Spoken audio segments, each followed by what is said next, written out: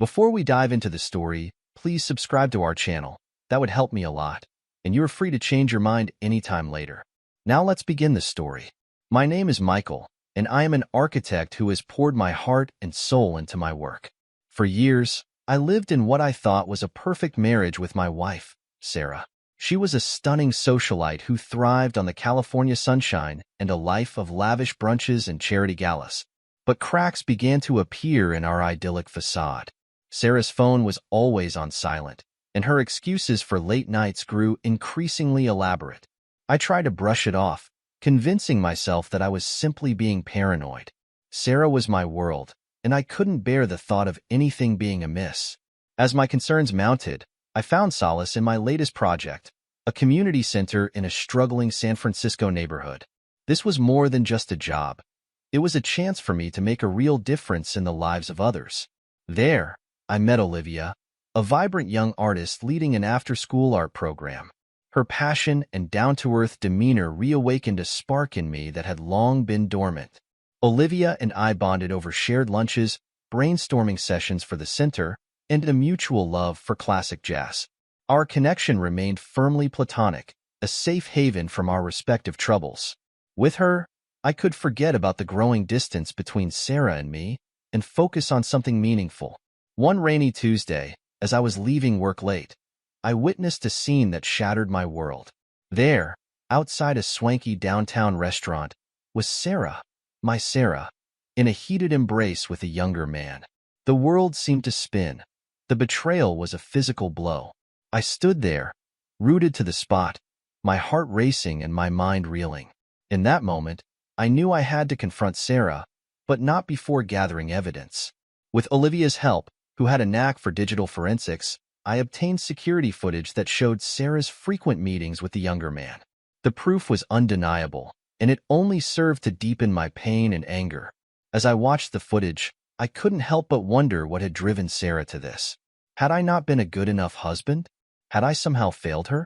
The questions swirled in my mind, but the answers eluded me. All I knew was that my world, the one I had so carefully constructed, was crumbling around me. With a heavy heart, I decided to confront Sarah. I needed to understand the truth, no matter how much it might hurt. I couldn't continue living in this web of lies and deceit. As I approached our home, my palms were sweaty and my stomach was in knots. But I knew I had to do this, for my own sanity and for the sake of our marriage. Little did I know, Sarah had her own secrets. Secrets that would soon come to light and turn our world upside down. With a heavy heart, I headed home to confront Sarah.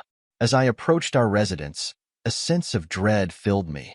I had no idea what to expect, but I knew I had to face the truth, no matter how painful it might be. I took a deep breath and stepped through the door, my eyes immediately searching for Sarah. She was sitting in the living room, her posture tense and her gaze fixed on the floor. The air was thick with unspoken tension. "Sarah," I said, my voice barely above a whisper. "We need to talk." She looked up, her eyes meeting mine. I could see a flicker of fear in them, but she quickly masked it with an expression of feigned concern. "Michael, what's wrong?" she asked, rising from her seat. "You look upset. Did something happen at work?" I shook my head, my jaw clenching. "Don't act like you don't know, Sarah. I saw you. I saw you with him." Her eyes widened, and for a moment, the facade cracked. "I don't know what you're talking about," she stammered. "Don't lie to me, Sarah," I said, my voice rising. "I have the evidence. I saw you with that younger man, outside the restaurant, and Olivia and I have the security footage to prove it." Sarah's expression shifted from one of confusion to one of panic. She opened her mouth to speak, but no words came out. I could see the gears turning in her mind, desperately searching for a plausible excuse. "Olivia," she finally managed to utter. "Who is Olivia?" I took a step forward, my eyes narrowing. "Olivia is a friend, someone who has been there for me when you've been elsewhere. She's the one who helped me obtain the footage." Sarah's face flushed with anger. "So, you're spying on me now? You don't trust me?" she hissed. "Trust you?" I scoffed. "How can I trust you when I caught you in the arms of another man? What else have you been hiding from me, Sarah?" She opened her mouth to respond, but I cut her off. And what about the charity foundation? Olivia and I also found evidence that you've been embezzling money from it. Is that why you've been so obsessed with these lavish parties and events? To cover up your tracks? Sarah's eyes widened, and she took a step back, her composure crumbling. I don't know what you're talking about, she stammered. You're making wild accusations. I shook my head, feeling a mixture of disappointment and betrayal. Don't insult my intelligence, Sarah. The evidence is there, and it's only a matter of time before the authorities get involved. Sarah's expression shifted from one of panic to one of calculating determination. The authorities, she scoffed. You think you can just waltz in here and accuse me of such things? I won't let you ruin everything I've built. She took a step towards me, her eyes narrowed. Maybe it's time for you to take a long, hard look at yourself, Michael. After all, who's to say you haven't been the one cheating and embezzling all this time? Ich stared at her, dumbfounded. What are you saying, Sarah? I'm saying that you're the one who's been unfaithful, she hissed, and that you've been siphoning money from the charity foundation to fund your little affair with that Olivia woman. I felt my blood boil. That's a lie, and you know it, I growled. Olivia is nothing more than a friend, someone who's been there for me when you've been distracted. Sarah's lips curled into a cruel smile. Oh, is that so? Well then, I guess we'll just have to see what the authorities have to say about it, won't we? She turned on her heel and strode towards the door, pausing only to look back at me. I hope you enjoy your little community center, Michael, because once this is all over, you're going to be the one facing the consequences. With that, she swept out of the room, leaving me standing there, a mixture of anger, confusion, and disbelief swirling within me. I knew that I had to act quickly to get ahead of Sarah's accusations. The thought of being arrested for crimes I hadn't committed filled me with dread. But I also knew that I had to be careful, that I couldn't let my emotions cloud my judgment. Determinedly, I turned and headed back to the community center, where I knew Olivia would be waiting. I needed her help, her expertise in digital forensics, to ensure that the truth came to light. With her by my side, I was confident that we could unravel the web of lies that Sarah had spun. As I walked, I couldn't help but wonder what other secrets Sarah was hiding. What had driven her to such desperate measures? And how deep did the rabbit hole go? One thing was certain. I was no longer the man I had been. The idyllic facade of my life had been shattered, and I knew that nothing would ever be the same again. With a sense of determination coursing through me, I hurried back to the community center, my mind racing with the events that had just unfolded. I knew that I needed Olivia's help more than ever, not just to clear my name, but to uncover the full extent of Sarah's deception. As I approached the center, I saw Olivia waiting outside, her expression one of concern. "Michael, what happened?" she asked, her eyes searching mine. "You look shaken." I took a deep breath and quickly recounted the confrontation with Sarah, the accusations she had hurled at me, and the evidence we had uncovered about her embezzlement and her scheme to frame me. Olivia's eyes widened in disbelief. "This is unbelievable," she said, shaking her head. "We have to act quickly before Sarah can do any more damage." I nodded in agreement. "That's why I'm here.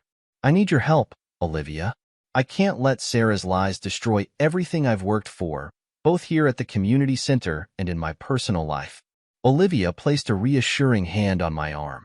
"Of course, Michael. I'm with you every step of the way. Let's figure out our next move." Together, we huddled in the community center, poring over the security footage and financial records that Olivia had obtained. As we pieced together the evidence, a clearer picture began to emerge, one that showed the full extent of Sarah's deception. It was clear that Sarah had been systematically embezzling funds from the charity foundation for years, funneling the money into her own lavish lifestyle. And to cover her tracks, she had hired Ethan, a former cop, to investigate me and gather dirt that she could use to frame me as the culprit. "This is unbelievable," I muttered, my hands clenched into fists. How could she do this? How could she betray me like this? Olivia placed a hand on my shoulder, her eyes filled with compassion. "I know this must be incredibly painful for you, Michael, but we can't let her win. We have to expose the truth and make sure she faces the consequences of her actions." I nodded, my jaw set with determination. You're right.